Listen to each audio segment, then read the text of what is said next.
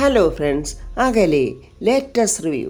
ഋതിക ജോലി ചെയ്യുന്ന ടൈലറിംഗ് ഷോപ്പിലെ അവളുടെ കൂട്ടുകാർ ചോദിക്കുക, എന്ത് കഷ്ടമായിപ്പോയി നിങ്ങളുടെ ജീവിതം, എത്ര സന്തോഷത്തോടെ ജീവിച്ചിരുന്നവരാ നിങ്ങൾ, നിനക്ക് എങ്ങനെ രാജുവിനെ മറക്കാൻ പറ്റി? അയ്യോ, ഞാൻ രാജുവിനെ മറന്നതല്ല പല്ലവി, എനിക്കങ്ങനെ എൻ്റെ രാജുവിനെ മറക്കാൻ പറ്റുമോ? ഇരുത്തിക്കാടെന്ന് പറഞ്ഞ സ്ഥലത്താണ് രാജുവിൻ്റെ അച്ഛനും അമ്മയും താമസിക്കുന്നത്. ഒരിക്കൽ ഞാൻ എൻ്റെ ചെറിയച്ഛനോടൊപ്പം ആ വീട്ടിൽ അന്വേഷിച്ച് പോയതാ. പക്ഷെ അപ്പോഴേക്കും അവർ വേറെ വീട്ടിലോട്ട് പോയിരുന്നു. രാജു എന്നെയും എൻ്റെ അച്ഛനെയും എന്ന് വിട്ടുപോയോ അന്ന് മുതലാണ് ഞങ്ങൾക്ക് ഈ കഷ്ടകാലം തുടങ്ങിയത്. ഇപ്പോഴെങ്കിലും മനസ്സിലായല്ലോ ഋതികെ രാജുവിൻ്റെ മഹത്വം. പിന്നെ എന്തൊക്കെ പറഞ്ഞാലും ഒരു കാര്യം ശരിയാണല്ലോ, വരാനിരിക്കുന്ന ഒന്നും വഴി തങ്ങില്ലല്ലോ. നിങ്ങൾക്കിങ്ങനെയൊക്കെ അനുഭവിക്കാനുള്ള യോഗമുണ്ട്. ഋതിക കരഞ്ഞോണ്ട് പല്ലവിയോട് പറയാ, രാജുവില്ലെങ്കിൽ എൻ്റെ മനസ്സാകെ തളർന്നു പോകും. അല്ല ഋതിക, ഞാനൊന്ന് ചോദിച്ചോട്ടെ, നിന്റെ അമ്മ വീടായ കോവിലകത്ത് ഈ കാണുന്ന സ്വത്തുക്കളൊക്കെ ഇല്ലേ? ആ സ്വത്തുക്കളെല്ലാം നിനക്കും നിന്റെ അമ്മയ്ക്കും ഉള്ളതല്ലേ? എന്ത് ചെയ്യാനാ പല്ലവി, അത് അമ്മ വഴിയായിട്ടുള്ള സ്വത്തായതുകൊണ്ട് അച്ഛൻ അതിൽ താല്പര്യമില്ല, അച്ഛൻ അത് സ്വീകരിക്കത്തതുമില്ല. എൻ്റെ അച്ഛൻ ഇഷ്ടമില്ലാത്ത ഒരു കാര്യവും ഞാൻ ചെയ്യില്ല പല്ലവി. വേണ്ട മോളെ, നീ ചെയ്യണ്ട. അച്ഛൻ്റെ മോടെ അഹങ്കാരത്തിന് കിട്ടിയതൊന്നും പോരാ. എനിക്ക് എൻ്റെ അച്ഛനെ വിഷമിപ്പിക്കാനാവില്ല. എൻ്റെ അമ്മയും ഒരു പരിധിവരെ എന്നോട് പിണങ്ങിയാ പോയിരിക്കുന്നത്. ഞാൻ അച്ഛൻ്റെ മുമ്പിൽ വെച്ച് രാജുവിനെ അങ്ങനെ പറഞ്ഞത് അമ്മയ്ക്ക് തീരെ ഇഷ്ടപ്പെട്ടിട്ടില്ല. അമ്മയാണെങ്കിൽ ഇപ്പോഴെന്നെ വിളിക്കാറുമില്ല. എങ്ങനെ വിളിക്കും? അമ്മയുടെ ഗതി ഉണ്ടാകാതിരിക്കാൻ വേണ്ടി എന്തൊക്കെ പത്മാവതി മകളെ ഉപദേശിച്ച് നോക്കി. വൃത്തികെട്ട ഈഗോയും പിടിവാശിയും കൊണ്ട് ജീവിക്കുന്ന പ്രതാപന് മോൾക്ക് സ്വീകാര്യമല്ലായിരുന്നു. എന്നിട്ടിപ്പോൾ എല്ലാം തൊലച്ചിട്ട് രാജുവായിട്ട് ഒന്നിച്ച് ആ ജീവിതമൊക്കെ ഓർത്ത് പട്ടി മോങ്ങുന്ന പോലെ ഇരുന്ന് മോങ്ങുക.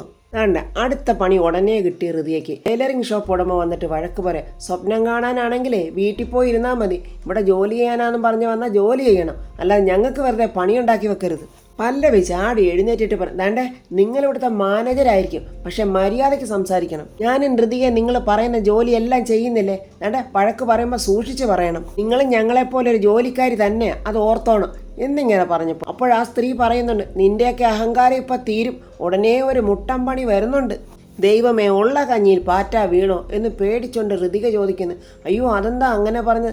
അതൊക്കെ ഞാൻ പതുക്കെ പറഞ്ഞോളാം എന്നും പറഞ്ഞ് അഹങ്കാരത്തോടെ അവർ നടന്നങ്ങ് പോയി. ഋതിക അങ്ങനെ ജോലിയൊക്കെ കഴിഞ്ഞ് സങ്കടത്തോടെ എന്തൊക്കെയോ വിചാരിച്ചുകൊണ്ട് റോഡിൽ കൂടി ഇങ്ങനെ പതുക്കെ നടന്നു വരിക.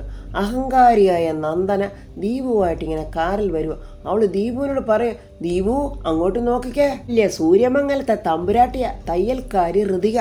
എന്നിട്ട് അവിടെ വരവൊക്കെ കണ്ടോ? ദീപക്ക് മനസ്സിൽ പറയാം, ദൈവമേ, അവൾ അനുഭവിക്കേണ്ടതൊക്കെയാണല്ലോ ഇപ്പോൾ ഇവൾ അനുഭവിക്കുന്നത്. എല്ലാത്തിനും കൂട്ടുനിന്ന എൻ്റെ അവസ്ഥ കണ്ടോ? ഞാനാണെങ്കിൽ ഇവളുടെ പട്ടി. ആറിൽ നിറങ്ങി നന്ദനയോട്ട് അഹങ്കാരത്തോടെ, എടി കൂലിപ്പണിക്ക് പോയവരൊക്കെ ഇത്ര നേരത്തെ ഇങ്ങ് വരുവോ? ആറിൽ കൂടി ഇങ്ങനെ പറന്ന് നടന്നവളിപ്പോൾ റോഡിൽ കൂടി ഇങ്ങനെ നടന്നു വരുമ്പോൾ അത് കിട്ടുന്നൊരു സുഖം വേറെ തന്നെ അല്ലേടി? ഇവിടെ നാവിന്ന് വരുന്ന വാക്ക് കേട്ട അറപ്പ് തോന്നും. അതുകൊണ്ട് ഇവളോട് മിണ്ടാതിരിക്കുന്നത് തന്നെയാണ് നല്ലത് എന്നിങ്ങനെ ഋതിക മനസ്സിൽ പറയുക. എന്താടി ഇപ്പോൾ ഒന്നും മിണ്ടാത്തത്? പണ്ട് നിനക്ക് എൻ്റെ മുന്നിൽ നിൽക്കുമ്പോൾ 1000 നാവായിരുന്നല്ലോ. ഞാൻ ചോദിക്കുന്നതിനുള്ള മറുപടി തന്നിട്ട് നീ ഇവിടുന്ന് പോയാൽ മതി. അല്ല, രാവിലെ ഇവിടെ കയറി വന്ന ബെഗേഴ്സിനെ നീ എന്ത് കണ്ടിട്ടാ നീ സഹായമൊക്കെ ഓഫർ ചെയ്തത്? നിന്റെ അച്ഛൻ സമ്പാദിച്ച സമ്പാദ്യം വല്ലതും ഇവിടുത്തെ സ്റ്റോർ റൂമിൽ ഇരിപ്പുണ്ടോ?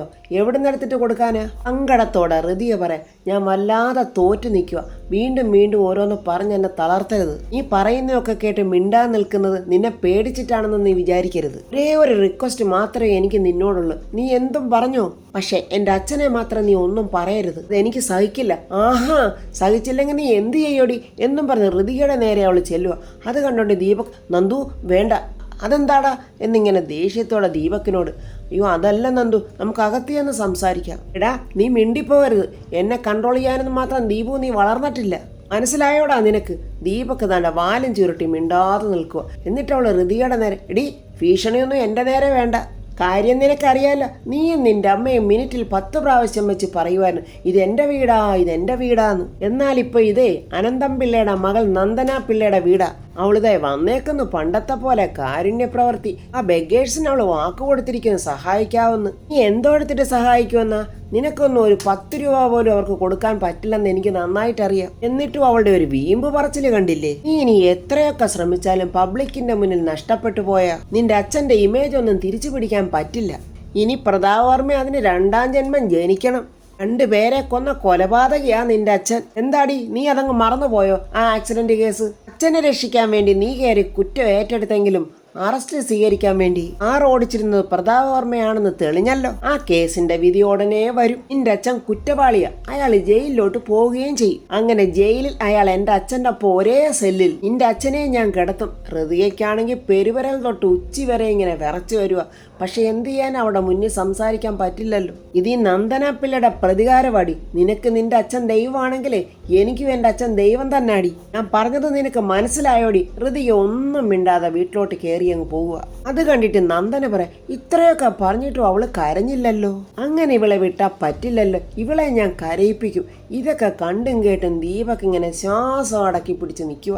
യാമിനി അടുക്കളയിൽ പാചകത്തില്ല. ഹൃദയ അങ്ങോട്ട് ചെന്നിട്ട് പറയുന്നു, എല്ലാം കൂടെ ചെറിയമ്മ ഒറ്റയ്ക്ക് ചെയ്യണ്ട, ഞാൻ കൂടെ സഹായിക്കാം. മോളെ, ഇതൊക്കെ എനിക്ക് ചെയ്യാവുന്നതേ ഉള്ളൂ. മോള് പോയി റെസ്റ്റ് എടുത്തോ. എന്റെ മോള് പകല് മുഴുവൻ പോയി കഷ്ടപ്പെട്ട് ജോലി ചെയ്തിട്ട് വന്നതല്ലേ, മോള് പോയി റെസ്റ്റ് എടുത്തോ. അതൊന്നും സാരമില്ല ചെറിയമ്മ എന്നും പറഞ്ഞ് ഹൃതികയും യാമിനിയെ അടുക്കളയെ സഹായിക്കുവാണ്. ഹൃതിക സങ്കടത്തോടെ പറയാം, ചെറിയമ്മേ, എത്ര സെർവൻസ് ജോലിക്ക് നിന്ന കിച്ചണാ ഇതല്ലേ. അതൊക്കെ ഒരു നല്ല കാലമല്ലേ മോളെ, എല്ലാ കാലവും ഒരുപോലെ ഇരിക്കില്ലല്ലോ. മനുഷ്യ ജീവിതം അല്ലേ മോളെ, ഉയർച്ചയോടൊപ്പം താഴ്ചയും ഉണ്ടാകും. ഇത് നമ്മുടെ ബുദ്ധിമോശം കൊണ്ട് സംഭവിച്ചു പോയ തകർച്ചയല്ലേ ചെറിയമ്മേ. മോള് വിഷമിക്കാതെ, അതൊക്കെ അങ്ങ് മറന്നേക്ക്. വരുന്നത് പോലെ വരട്ടെ, നമുക്കതിനെയൊക്കെ നേരിടാം. അതല്ല ഋതുമോളെ, രാവിലെ പ്രതാപേട്ടനോട് സഹായം ചോദിക്കാൻ വന്നവരോട് മോള് സഹായം ചെയ്യാമെന്നും പറഞ്ഞു വിട്ടല്ലോ. ചെറിയമ്മ അത് അവരച്ഛൻ്റെ കയ്യിൽ നിന്ന് എന്തെങ്കിലും സഹായം കിട്ടുമെന്ന് പ്രതീക്ഷിച്ച് ഉറപ്പിച്ച് വന്നവരാ. അവരോട് ഒന്നുമില്ലെന്ന് എങ്ങനെ പറയും? അവരച്ഛനെ കണ്ടിരുന്നെങ്കിൽ അച്ഛനും വിഷമിക്കുമായിരുന്നു. മോൾ അച്ഛൻ്റെ പേരിൽ അവർക്ക് വാക്ക് കൊടുത്തതല്ലേ, അവരെ എങ്ങനെ സഹായിക്കാൻ പറ്റും മോക്ക്? രാവിലെ മുതൽ അത് തന്നെയാണ് ഞാൻ ആലോചിക്കുന്ന ചെറിയമ്മേ. സഹായിച്ചല്ലേ പറ്റൂ. ദൈവം എന്തെങ്കിലും ഒരു വഴി എനിക്ക് കാണിച്ചു തരും. രാമനി പറയണോ വേണ്ടയോ എന്ന് ആലോചിച്ചിട്ട് പറയുക. ഞാൻ മറ്റൊരു കാര്യം പറയണോന്ന് വിചാരിച്ചിട്ട് ഇങ്ങനെ ആകെ വിഷമിച്ച് നിൽക്കുമായിരുന്നു. എൻ്റെ മോളെ, എനിക്ക് നിന്നോട് പറയുന്നതിൽ വിഷമമുണ്ട്. എന്നോട് എൻ്റെ ചെറിയമ്മ തുറന്നു പറയുന്നത് എന്തിനാ വിഷമിക്കുന്നത്? മോളെ, അപ്പൂൻ്റെ സെമസ്റ്റർ ഫീസും ഹോസ്റ്റൽ ഫീസും അടയ്ക്കാൻ നാളെയാ ലാസ്റ്റ് ഡേറ്റ്. നാളെ അത് അടച്ചില്ലെങ്കിൽ അപ്പൂനെ കോളേജിൽ നിന്നും ഹോസ്റ്റലിൽ നിന്നും പുറത്താക്കും. എന്ത് ചെയ്യണമെന്നറിയാതെ ഓർത്ത് ഞാനൊരു വല്ലാത്ത അവസ്ഥയിലാണ്. ശേഖരേട്ടനോട് പറഞ്ഞിട്ട് എന്ത് ചെയ്യാന്? മോളെ, നമുക്ക് സൂര്യമംഗലത്ത് അമ്മയോടൊന്ന് പറഞ്ഞാലോ? അത് വേണ്ട ചെറിയമ്മേ, എൻ്റെ അച്ഛൻ അത് വിഷമമാവും. അച്ഛൻ്റെ അഭിമാനത്തിന് അത് പ്രശ്നമാകും. ഇവിടുത്തെ ഈ അവസ്ഥയും കാര്യങ്ങളൊന്നും അമ്മാമ്മയെ അറിയിക്കാതെയല്ലേ നമ്മൾ ജീവിക്കുന്നത്. അപ്പോൾ പിന്നെ ഇനി നമ്മൾ എന്ത് ചെയ്യും മോളെ? യാമിനിക്കും ഹൃദയയ്ക്കും അറിയില്ല. പുറത്തെ സെറ്റിയിലിരുന്ന് പ്രതാപൻ ഇതൊക്കെ കേൾക്കുന്നുണ്ടായിരുന്നു. ഇതെല്ലാം കേട്ട് സങ്കടം സഹിക്കാനാവാതെ പ്രതാപൻ വിങ്ങി കരയുന്നുണ്ട്. ഹൃതിക റൂമിനകത്ത് വന്ന് സങ്കടം സഹിക്കാനാകാതെ രാജുവിന്റെയും ഹൃതികയുടെയും വിവാഹ ഫോട്ടോ നോക്കി ഇങ്ങനെ കരയുക. രാജുവൊത്ത് ജീവിച്ച ആ സുന്ദര നിമിഷങ്ങൾ ഓർത്തോർത്ത് വിങ്ങി വിങ്ങി പൊട്ടി കരയുവാണ് ഹൃതി. പ്രതാപനെ കാണാണ്ട് പാർട്ടിയിലെ ഒരു സുരേഷ് അങ്ങോട്ട് വന്നിട്ടുണ്ട്. സുരേഷിനെ പ്രതാപൻ സ്വീകരിച്ചിരുത്തുന്നുണ്ട്. എന്താ ഈ വഴിക്ക്? ചില പൊതുപരിപാടിയായിട്ട് ഈ വഴിക്കൊക്കെ ഒന്ന് വന്നതാ. രഘുവേട്ടൻ അപ്പോൾ എന്നോട് പറഞ്ഞു, സാറ് കുറച്ച് ദിവസമായിട്ട് അത്ര സുഖത്തിലല്ലെന്ന്, അതുകൊണ്ട് സാറിനെ ഒന്ന് കണ്ടിട്ട് പോകാമെന്ന് കരുതി. പിന്നെ വർമ്മ സാറെ, പാർട്ടി ഓഫീസിലൊരു സംസാരം ഉണ്ടായിരുന്നു. സാറിൻ്റെ ഇപ്പോഴത്തെ സാഹചര്യത്തെക്കുറിച്ച്. എനിക്ക് എന്ത് ബുദ്ധിമുട്ടാ. കാര്യങ്ങളൊക്കെ അങ്ങനെ നടന്നു പോകുന്നു. എനിക്കങ്ങനെ പ്രത്യേകിച്ച് കുഴപ്പമൊന്നുമില്ല സുരേഷേ. സാറേ, നമ്മൾ തമ്മിൽ എത്ര കാലത്തെ പരിചയമാ. സാർ എന്നോടൊന്നും ഒളിക്കേണ്ട കാര്യമില്ല. സാറിന്റെ ബിസിനസ് തകർച്ചയും പാർട്ടിയിലെ പ്രശ്നവും എല്ലാം ഞങ്ങൾക്കറിയാം. ഈ സമയത്ത് ഞങ്ങളെ കൊണ്ട് കഴിയുന്നത് സാറിനെ സഹായിക്കുക എന്നുള്ളൊരു കടമയാണ്. സുരേഷ് കുറച്ച് കാശ് അവിടെ വെച്ചിട്ട്, സാറേ, തൽക്കാലം സാറി ക്യാഷ് എടുക്കണം, ബാക്കി കാര്യങ്ങളൊക്കെ ഞങ്ങൾ പുറകെ നോക്കിക്കോളാം. അയ്യോ, എനിക്ക് കാശ് വേണ്ട സുരേഷേ. നിങ്ങളുടെ നല്ല മനസ്സിന് ഒരുപാട് നന്ദിയുണ്ട്. പക്ഷേ എനിക്കിത് വാങ്ങിക്കാൻ കഴിയില്ല. എന്താ സാറേ സാറി പറയുന്നത്? ഇത് ഞങ്ങൾ തരുന്ന ദാനമല്ല.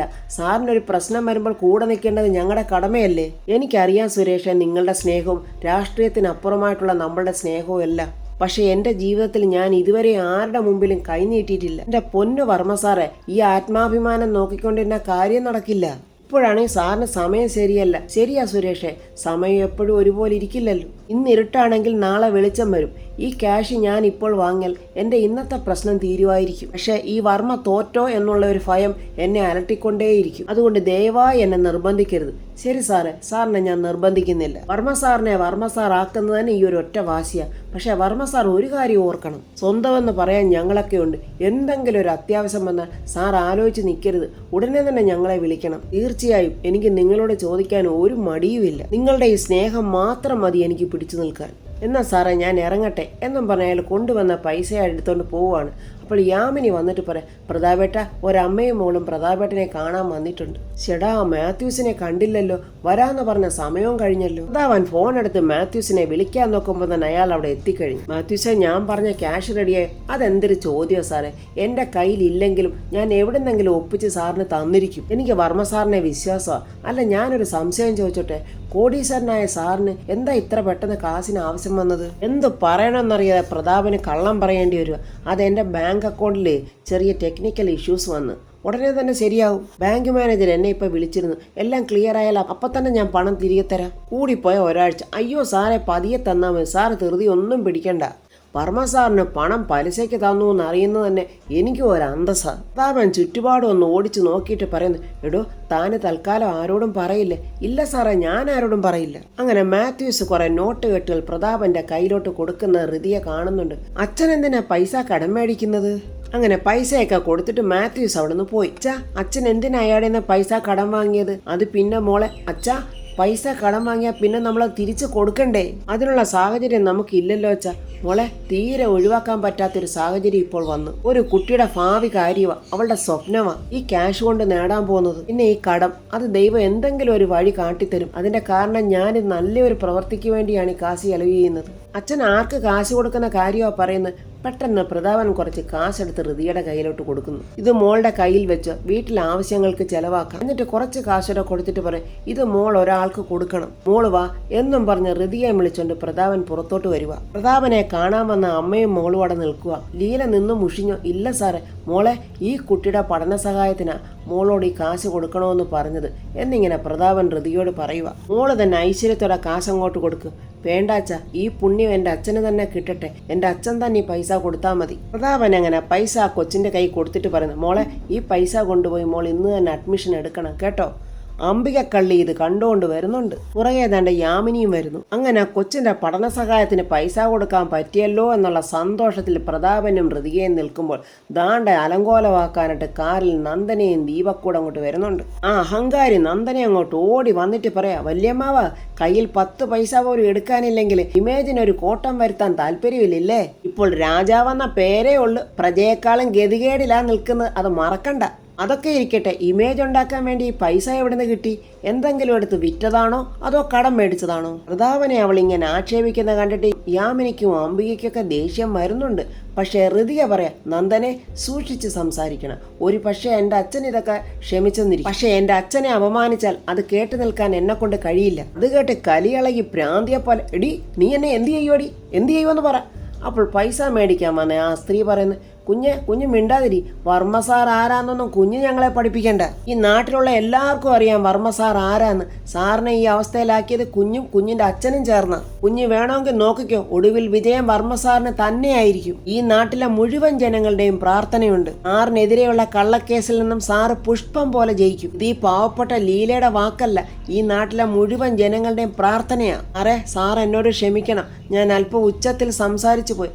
അതെന്റെ സാറിനോടുള്ള ബഹുമാനവും സ്നേഹവും കൊണ്ടാ. സാറിന് എന്നും ദൈവം കൂട്ടുണ്ട്, സാറിന് വലിയ മനസ്സാ. എന്നാ ഞങ്ങൾ ഇറങ്ങട്ടെ സാർ എന്നും പറഞ്ഞ് പ്രതാപനെ തൊഴുതിട്ട് അവർ പോവുക. നന്ദനയുടെ അഹങ്കാരമൊക്കെ കൊമ്പൊടിഞ്ഞ പോലെ ഇങ്ങനെ ചമ്മി വിളറി നിൽക്കുക. ഹൃതിക ചോദിക്കുക, നീ കേട്ടല്ലോ, ഈ നാട്ടിലെ പാവപ്പെട്ടവരുടെ ശബ്ദവാത്. ഒടുവിൽ സത്യം ജയിക്കും, അന്ന് നീ പശ്ചാത്തപിക്കും. ഹൃതിക കയ്യിലുണ്ടായിരുന്ന ബാക്കി പൈസ തന്റെ യാമിനിയുടെ കയ്യിൽ കൊടുത്തിട്ട് പറഞ്ഞു, ചെറിയമ്മേ ഇത് അപ്പൂന് ഫീസടയ്ക്കാനുള്ള കാശ. അങ്ങനെ യാമിനിയും ഹൃതിയും അങ്ങോട്ട് അകത്തോട്ട് കയറി പോവുക. അംബിക ഇങ്ങനെ നോക്കി നിൽക്കുന്നുണ്ട്. കള്ളി അംബിക അത് മൂട്ടിക്കുവോ എന്തോ. എല്ലാം കൊണ്ടും ചമ്മി വിളറി നിൽക്കുന്ന മരുമകളെ അംബിക ഒന്ന് ദേഷ്യത്തോടെ നോക്കുന്നുണ്ട്. അവക്ക് കിട്ടിയ അപമാനം അവക്ക് സഹിക്കാൻ പറ്റുന്നില്ല.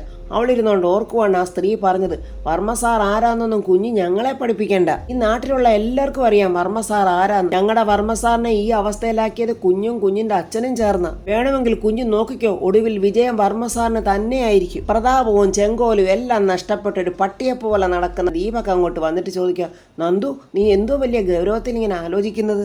നിന്റെ മുഖം കണ്ട ആരെയോ കൊല്ലാൻ പോവാണെന്ന് തോന്നില്ല. അതെ, ഇത്രയൊക്കെ കാണിച്ചിട്ടും അയാൾ തകർന്നില്ലല്ലോ. എനിക്കിനി അയാളെ തീർക്കണം. എൻ്റെ അച്ഛൻ ജയിലിൽ കിടക്കാനുള്ള കാരണം അയാളാ. നന്ദു എടുത്തുചാടി ദേഷ്യം കൊണ്ട് നീ ഒന്നും ചെയ്യല്ലേ, ഒരുപാട് ആലോചിച്ച് ചെയ്യേണ്ട കാര്യമാ. അമിതമായ ദേഷ്യത്തിൽ നീ എന്തെങ്കിലും ചെയ്താൽ ഒടുവിൽ അത് നിനക്ക് തന്നെ തിരിച്ചടിയായി മാറും. ഇല്ല ദീപു, എനിക്കിനി കാത്തിരിക്കാൻ പറ്റില്ല. എൻ്റെ മനസ്സിൻ്റെ നിയന്ത്രണം തന്നെ എന്നെ വിട്ടുപോകും. എനിക്ക് കിട്ടിയ ഓരോ അടിക്കും തിരിച്ചടി എനിക്ക് കൊടുക്കണം. പ്രതാപവർമ്മ ജനങ്ങളുടെ മുന്നിൽ നാണം കിടണം. ആ നാണക്കേട് സഹിക്കാൻ വയ്യാതെ അയാൾ ഉരുകി ഉരുകി തീരണം. നന്ദു, നീ എന്തായി പറയുന്നേ? അദ്ദേഹം എൻ്റെ വല്യമ്മാവന്. അവൻ ആരായാലും എനിക്കെന്താടാ? എൻ്റെ അച്ഛനോട് അയാൾ കാണിച്ച ക്രൂരതയ്ക്ക് ഞാൻ അയാളുടെ പകരം ചോദിക്കുക തന്നെ ചെയ്യും. ഒടുവിൽ അയാൾ അപമാനം താങ്ങാനാകാതെ നെഞ്ചു പൊട്ടി മരിക്കുന്നത് എനിക്ക് കാണണം. നീ വിചാരിക്കുന്ന പോലെയല്ല നന്ദു. അങ്ങനെ വല്യമ്മാവൻ പെട്ടെന്ന് തളരുന്ന ഒരാളല്ല. ദീപു വേണമെങ്കിൽ നോക്കിക്കോ. ഈ നന്ദനെ അയാളെ തളർത്തും. ഞാൻ ജീവിച്ചിരിക്കുന്നത് തന്നെ അത് കാണാൻ വേണ്ടിയാ. അയാളുടെ പതനം കണ്ട് ഋതികയും യാമിനിയൊക്കെ നിസ്സഹായരായി ഇങ്ങനെ നോക്കി നിൽക്കണം. നന്ദു, നീ ഇങ്ങനെ ദേഷ്യപ്പെടാതെ. നിന്നോടൊപ്പം ഞാനില്ലേ? അതേടാ പൊട്ട, അവിടെ വാലെ തൂങ്ങി നടന്നോ? അല്ലെങ്കിൽ ഏത് നിമിഷമാ നിന്റെ തല പൊട്ടിത്തെറിക്കുന്നെന്നറിയാൻ പറ്റില്ലല്ലോ. നന്ദു, നമ്മൾ കരുതലോടെ വേണം നീങ്ങാൻ. പ്രതാപവർമ്മ എന്ന് പറയുന്ന മനുഷ്യൻ ഒരു സാധാരണ മനുഷ്യനല്ല. അങ്ങനെയുള്ള ഒരാളെ തകർത്താൽ അതിൻ്റെ കോൺസിക്വൻസ് നമ്മൾ വിചാരിക്കുന്നതിനും അപ്പുറമായിരിക്കും. വായുമൂടി മിണ്ടാതിരിക്കടാ പട്ടി. നീ എൻ്റെ പക്ഷത്താണോ അതോ എൻ്റെ ശത്രുവിൻ്റെ പക്ഷത്താണോ? വിറച്ച് പരുങ്ങിക്കൊണ്ട് വേണ്ട ദീപക് പറയാം, അയ്യോ നന്ദു, നമ്മുടെ സേഫ്റ്റിക്ക് വേണ്ടി പറഞ്ഞതാ. ഇക്കാര്യത്തിൽ എനിക്ക് നിന്റെ ഉപദേശം വേണ്ട. ഇറങ്ങിപ്പോടാ വെളിയിലോട്ട്. ഒന്നിനെയും കൊള്ളാത്ത ആ കിഴങ്ങെണ്ണാണ്ട മിണ്ടാതെ ഇറങ്ങിപ്പോന്നുണ്ട്. പ്രതാപൻ ഓരോ കാര്യങ്ങളിങ്ങനെ ആലോചിച്ചുകൊണ്ട് നിൽക്കുമ്പോൾ യാമിനി കുറച്ച് കുടിക്കാൻ വെള്ളം കൊണ്ടുവന്ന് കൊടുക്കുന്നുണ്ട്. വെള്ളമല്ലാതെ പണ്ടത്തെ പോലെ ചായ വേണോ കോഫി വേണോ എന്നൊന്നും ചോദിക്കാൻ പറ്റില്ലല്ലോ. അപ്പൂന്റെ ഫീസൊക്കെ അടച്ചോ യാമിനി? അവളിപ്പോൾ ഹാപ്പിയാണോ? അതേ പ്രതാപേട്ട. യാമിനി, ഞാനൊന്ന് ചോദിച്ചോട്ടെ, ഋതിക പഠിക്കാനാണെന്നും പറഞ്ഞു പോകുന്നത് വല്ല ജോലിക്കോ പറ്റുവാണോ അതോ ഇനി മറ്റു വല്ല ആവശ്യത്തിനാണോ? ഇങ്ങനെ പ്രതാപനോട് പറയും, മോള് ടൈലറിംഗ് ഷോപ്പിൽ തയ്ക്കാൻ പോവാണെന്ന്. അല്ല ഏട്ടാ, മോള് പഠിക്കാൻ പോവാ. അല്ല, അവൾ ചില വലിയ കണക്കുകൾ ചോദിക്കാൻ വേണ്ടി മാത്രമാണ് എൻ്റെ അടുത്തോട്ട് ഇപ്പോൾ വരാറുള്ളത്. ചെറിയ കാര്യങ്ങൾക്കൊന്നും ആരും എന്നോടൊന്നും ചോദിക്കാറുമില്ല. വീട്ടിലെ കഷ്ടപ്പാടും ദുരിതവും എങ്ങനെ പ്രതാപനോട് പറയും?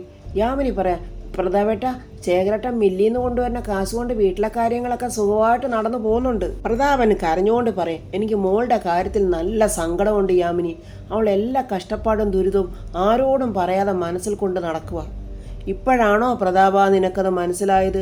സ്വന്തം മോളുടെ ജീവിതം കൺമുന്നിൽ തകരുന്നത് കണ്ടിട്ടും ചേച്ചിക്ക് വേണ്ടി ഒത്താശ പിടിച്ച് നടന്നവനല്ലേ നീ? അപ്പോൾ ഋതിക അങ്ങോട്ട് വരുന്നുണ്ട്. പ്രതാപൻ പറയാം, മോളെ, എനിക്ക് നാളെ മില്ല് വരെ ഒന്ന് പോകണം. ഒരുപാട് നാളായില്ലേ പുറത്തോട്ടൊക്കെ ഒന്ന് ഇറങ്ങിയിട്ട്. മില്ലുമൊക്കെ വിറ്റുപോയതൊന്നും പ്രതാപൻ അറിഞ്ഞിട്ടില്ല. പ്രതാപനോട് അവരെങ്ങനെ പറയൂ ഇതൊക്കെ? അയ്യോ അച്ഛ, തൽക്കാലം ഇപ്പം പോണ്ട, മഴക്കാലമല്ലേ, എന്തെങ്കിലും ഇൻഫെക്ഷൻ എൻ്റെ അച്ഛനായാലോ? മഴക്കാലമൊക്കെ ഒന്ന് കഴിയട്ടെ, അതുകൊണ്ട് അച്ഛൻ്റെ യാത്ര പിന്നീടാക്കാം. അന്തനെ അങ്ങോട്ട് വന്നിട്ട് പറയാം, എനിക്ക് വളരെ പ്രധാനപ്പെട്ട ഒരു കാര്യം പറയാനുണ്ട്. പ്രതാപൻ ചോദിക്കും, അതെന്താ ഇത്രയ്ക്ക് വലിയ പ്രധാനപ്പെട്ട കാര്യം? ആരും പ്രതീക്ഷിക്കാത്ത ഇടി വീഴുന്ന പോലൊരു വാക്കാണ് അവൾ പറഞ്ഞത്. ഞാൻ ഈ വീട് വിൽക്കാൻ തീരുമാനിച്ചു.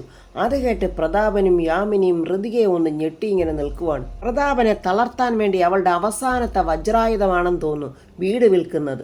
അപ്പോൾ ഫ്രണ്ട്സ്, അവൾ വീട് വിൽക്കാൻ തീരുമാനിച്ചിരിക്കുകയാണ്. ആ വീടിനി ആർക്കായിരിക്കും വിൽക്കുന്നത്? അങ്ങനെ പ്രതാപനും കുടുംബവും എല്ലാവരും പെരുവഴിയിലോട്ട് ഇറങ്ങുമോ? അതിന് മുമ്പ് തന്നെ കുറേയധികം സൽപ്രവർത്തികൾ പ്രതാപൻ ചെയ്തിട്ടുണ്ടല്ലോ. അതിൻ്റെ നന്മയെന്ന പോലെ ആരെങ്കിലും അവരെ രക്ഷിക്കാൻ അവിടെ എത്തുമോ? ഒരു പക്ഷേ നമ്മുടെ വേണുവേട്ടൻ്റെ കുടുംബം തന്നെയാണോ ഇനി ആ വീട് വാങ്ങിക്കുന്നത് എന്നുള്ളതൊക്കെ അറിയാൻ നമുക്ക് അടുത്ത റിവ്യൂവിൽ കാണാം. എൻ്റെ ഈ റിവ്യൂ ഇഷ്ടപ്പെട്ട ലൈക്കും കമൻസും, സബ്സ്ക്രൈബ് ചെയ്യാത്തവർ സബ്സ്ക്രൈബ് ചെയ്യണേ.